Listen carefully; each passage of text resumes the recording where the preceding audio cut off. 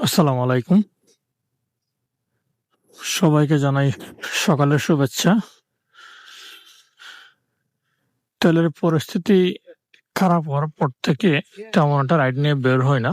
কারণ আমি full tank তেল পাওয়ার পরেও আসলে আমি মূলত রাইড নিই না তেলের সিরিয়ালটার জন্য।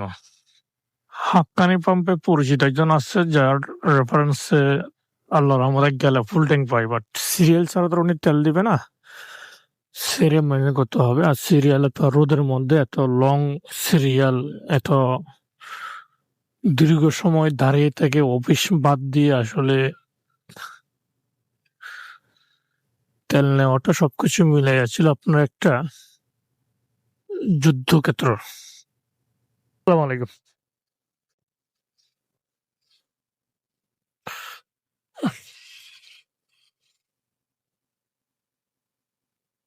তো যে কারণে আসলে রাইড নিয়ে বের হই না।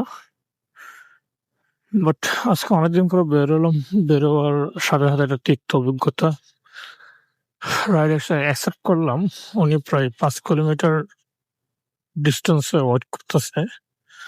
তারপরও চিন্তা করলাম সকাল, সকাল যেহেতু টার্সের থেকে এত সমস্যা না, এটা তাহলে করে ডাজন্ট ম্যাটার, ওনাকে নিয়ে আসি।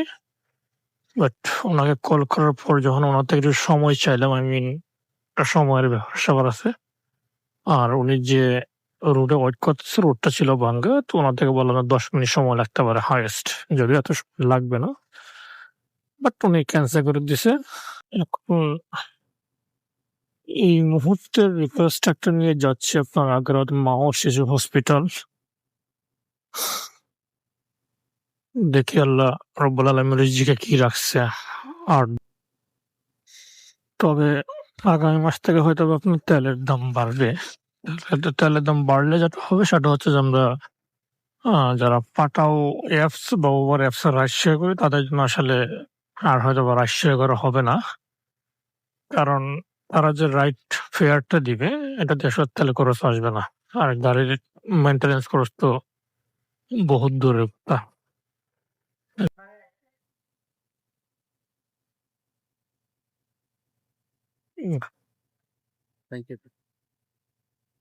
১০৫ টাকা ভাইয়া।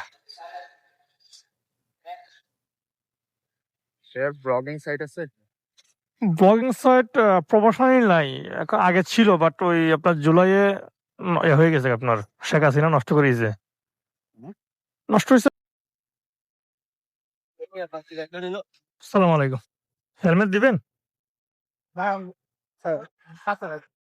হাতে রাখেন তাহলে।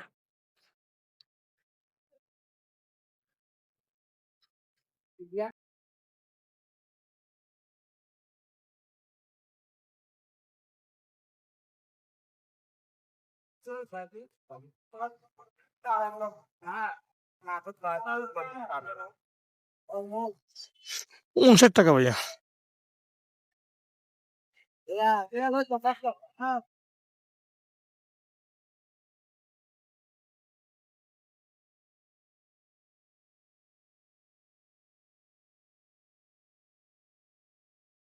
আসসালামু আলাইকুম।